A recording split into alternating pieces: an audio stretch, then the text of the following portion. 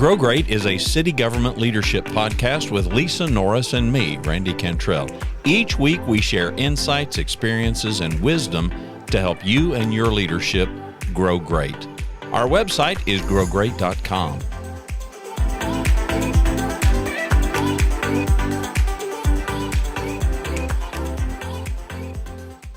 Quick story, very early on in all of this coaching consulting stuff.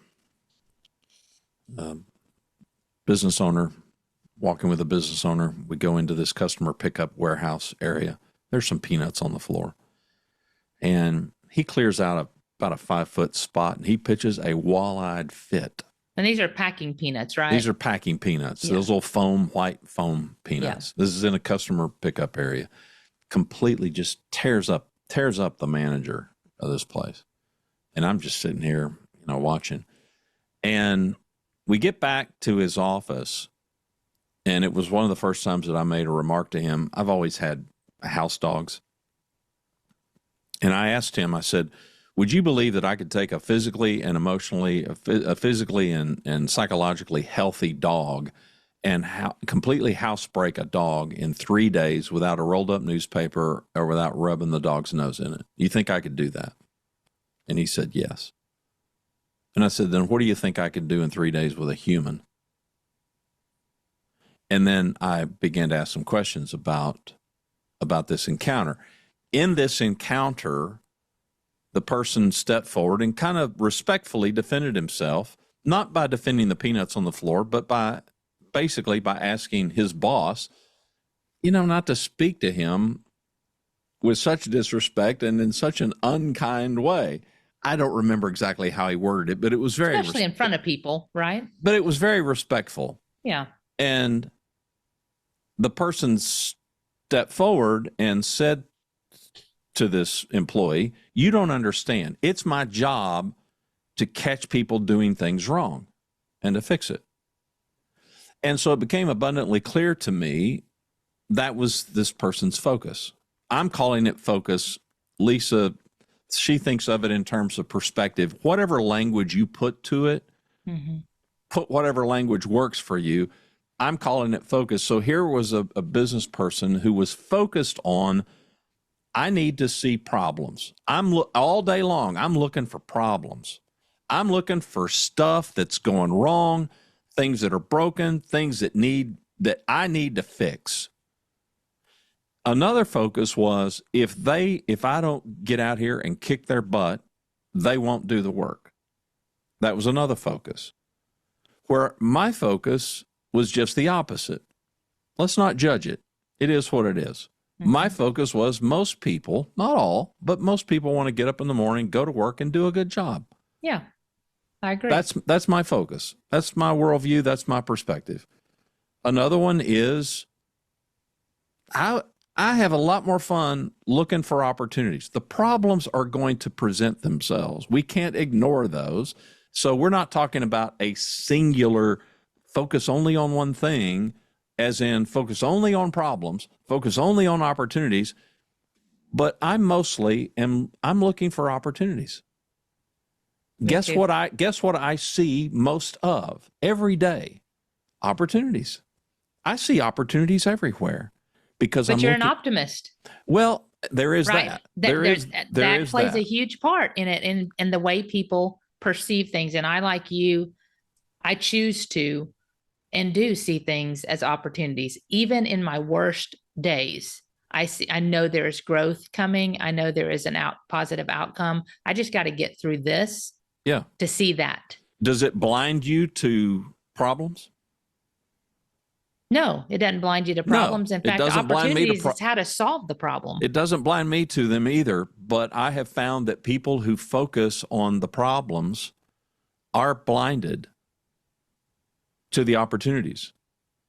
They can't see opportunities. I have not found anybody yet. If you know somebody, I'd love to hear from you. I haven't yet found anybody who's focused on opportunities who doesn't see problems and doesn't see them easily. Because here's what the other thing that they know in focusing on the opportunities. Guess where the opportunities mostly are? They're in the problems. That's The right. problems themselves present opportunities, but those people who are constantly looking for things that are wrong to fix, especially the proud people, the people that I want to be the fixer, can't see those. The real thing that got this whole thing rolling for me is so many recent conversations. All of my conversations really have one thing at the heart of them, and that is high performance, either for an individual or for an individual who's a leader to get their team or their organization or their company or their city to be high performing. It's all about high performance, period.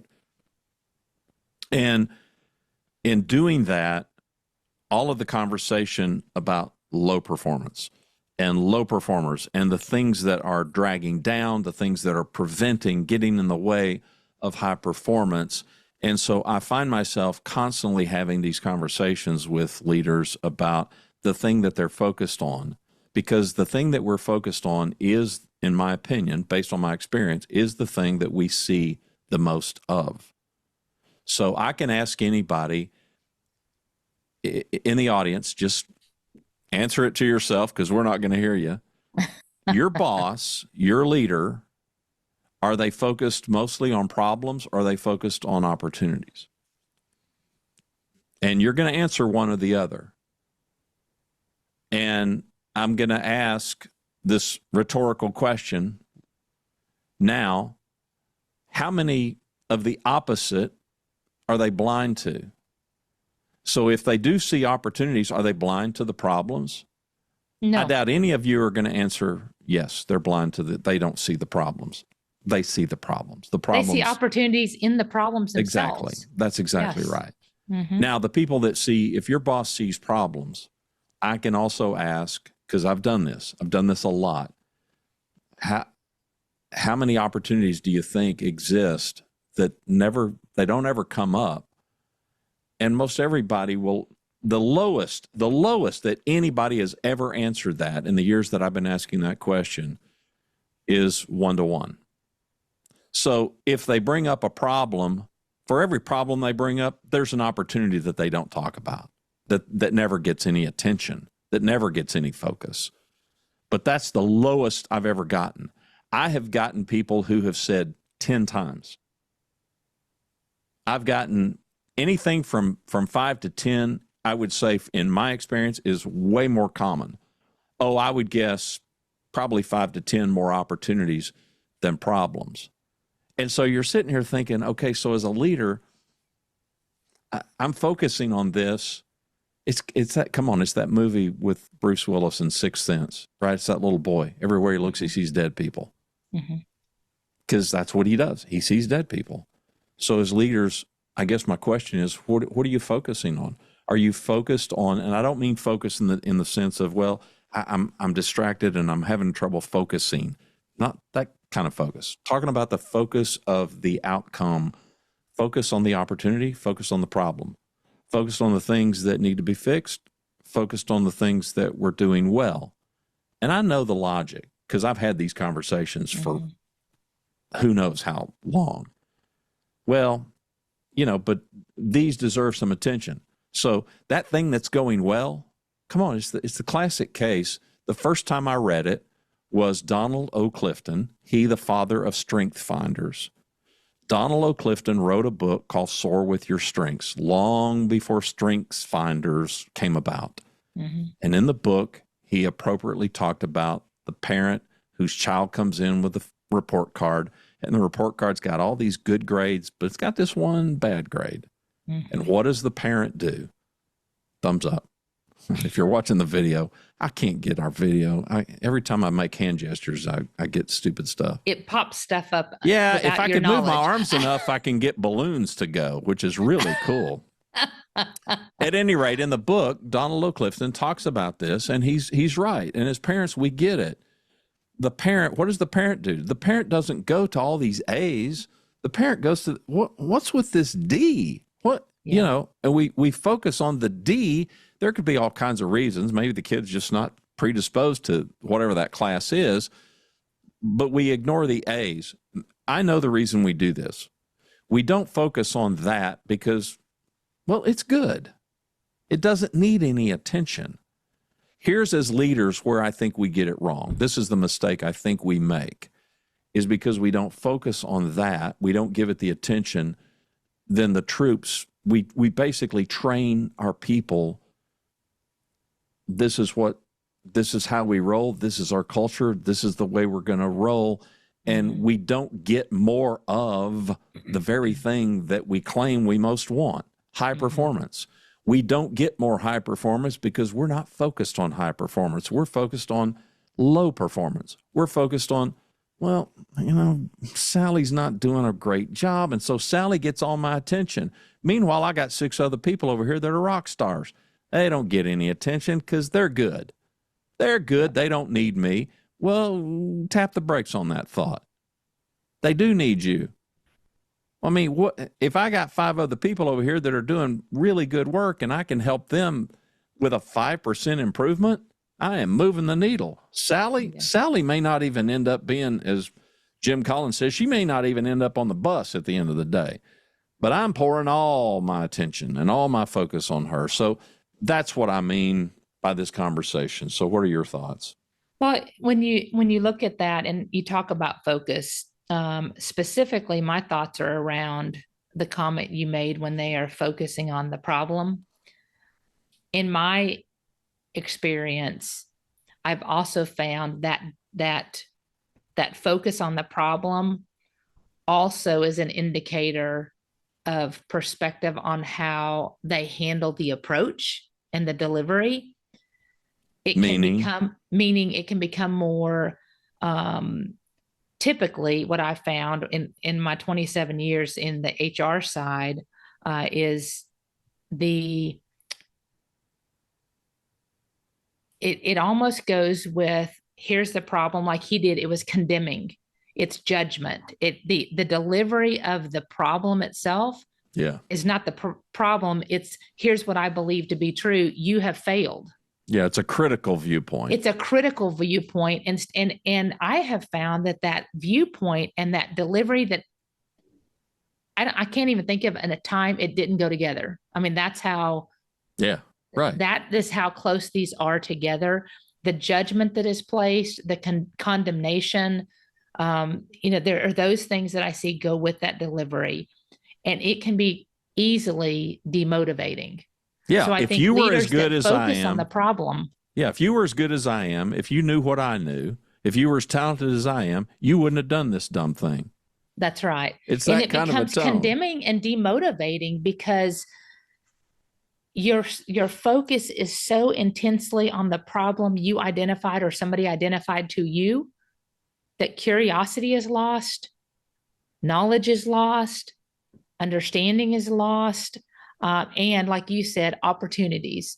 It becomes I don't know why you did this, and you need to fix this problem. Mm-hmm. And you have no idea if that problem happened just that one instance and you walked in when they had just packed the box and the crew had got called on something else and hasn't had a chance. You have no idea because you're not focused on, hey, like you said, hey, is this what our customer wants to see? And they can say, no, you know what? I'm on it. We just haven't had a chance. They had to go to the back because of blah, blah, blah. Another shipment's coming in, but we'll get it cleaned up by the end of the day. When I first told Lisa the story, I told her my focus would have been, I would have gone back to this person and I would have said, I would have pointed to him and I said, do we want our shoppers? Do we want our customers? Is this what we want to see? I mean, is this the level of pride that we want to demonstrate to our customers? I can promise you this employee would have said no. And I would have said, well, let's clean this up and let's stay on top of this. End of story. Yeah, no judgment. Overdone. But the focus would have been, for me, the focus would have been on the appearance to the shopper. The focus would have been on the pride. This, to me, an indicator, come on, it's just like a clean house. Yeah. It's indicative of the pride that you have. Okay, we're not talking about people that have some hoarding. That's compulsion. Right. I mean, there's exceptions to every rule, right? This is a general approach, general focus. But, Show me somebody's house that is in complete disarray all the time. I'm not talking about a one-off. And I'll probably show you somebody that, they don't care that much. If they did, it would be different. That's And right. so I would use that. That would be kind of my focus. I'm just going to ask you as a leader to be reflective of what are you mostly paying attention to. Now, I would love to tell you that I'm so spectacularly great and wise and sage in my life that I've always had this right. I have not. No, I've not always had this right. I think what I did have right as a young leader is, and I've said this before on other episodes, I'm a type, I want to go take the hill. And after we've taken the hill, I'm looking for the next hill. yeah, I'm looking for the next opportunity. It so happens that I'm smart enough to know that the opportunities are always in the problems. They're always in the problems. So I'm this constant improvement junkie. I look at a podcast, I look at writing, I look at coaching, I look at business ventures, I look at everything with how can we make this better? that's exactly right. That's the game for me. I had to worry early on as a leader for that not to be perceived as being critical, That's right. as it not being good enough. For me, in my head, it's not about not being good enough. It's just about it ain't as good as it could be, which I know can be. And in my personal life, absolutely. In my personal life, absolutely did not translate well. Right? I mean, dad being harsh and being critical didn't translate well. I had to learn. Thankfully I did. I've softened over time. I have learned this, but for me, it's coming from a perspective of supreme optimism, supreme belief in people, including my kids, that you can do better. It's this expectation. And I'm surrounded by ninnies who somehow think that the path forward in life is lower your expectation. I just refuse to do it. I get that Right. advice almost constantly every day. Well, you just expect too much. How can you coach higher human performance and not expect more? I just don't know how to even do the job, right? I don't even know how to Yeah. be of service to people if I'm going to look at you and go, well, Lisa, this is fine. This is fine. Hey, Yeah. you're 55. This is as good as it gets, Lisa. I just can't do that. It's just not in me to do that. I'm not the best that I could be. She's not. I just don't think very many of us are. I have run across a few people that I'm like, okay, it pretty much looks to me like they're pretty much tapped out. I mean, I've got such strong belief in people and such strong belief in opportunities that can be seized and taken advantage of. And I just know this in my life and in everybody's life that I've watched and I've been close enough to, what we see, what we focus on, and what we're looking for, mostly we find. That's right. I agree with you.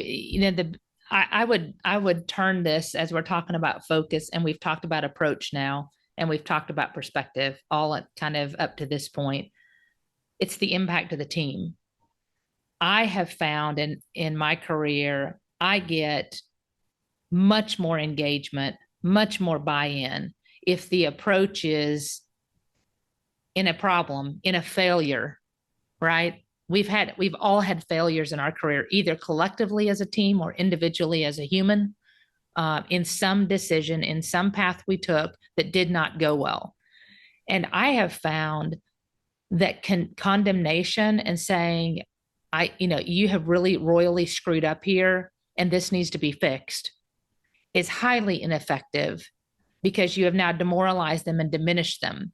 And instead have taken the approach like, I would call the team in, and these are examples. And I'd go, okay, well, that didn't go well, did it? And they start laughing and they're like, no, and some of them even cry. It's not a funny time, but I'm like, that didn't go well. And they're like, I'm so sorry I let you down. I've made a mistake. And I'm like, okay, I appreciate that. Now, what do we need to do as a team to make this better? What caused that? And we start brainstorming on the board. I had a whiteboard in my office, and it taught them it is not about the failure. It is about getting up after the failure and looking for the opportunity so that this is limited in its ability to happen again. Will it happen again? Could, in a different way, could with a different problem. but I've taught them through the process. It is not the threat, it's the opportunity through the threat. So let's identify that, because the threat has and the failure has happened. It's getting up. If you fall 7 times, be sure you get up 8. And that we don't fall and trip on the same pothole over and over and over. That, I always told them, that's my issue. If you keep stepping in the same pothole, that is on you. You haven't solved for the pothole. So let's solve for the pothole of the problem. But I have found it does no good to diminish and demoralize somebody on the problem and place judgment. And we've all seen it. We've seen leaders over and over that will focus on I need to write them up because this is the second time they've done it. And I said, well, what if the approach is to talk them through it and how to make it better and see if they shine? The problem with that is time. And when you're in a fast-paced environment, it's getting them to see the investment of time in this case is worth the potential outcome. And honestly, I have seen, you talk about high-performing teams, I have seen no better way to get to a high-performing team than to have them solve for the issue at hand in a positive, optimistic manner and to lead them through it well, that it's an opportunity to solve for something. Thanks for watching and listening to Grow Great, the City Government Leadership Podcast. For Lisa Norris, I'm Randy Cantrell. Be well, do good, grow great. The website is growgreat.com.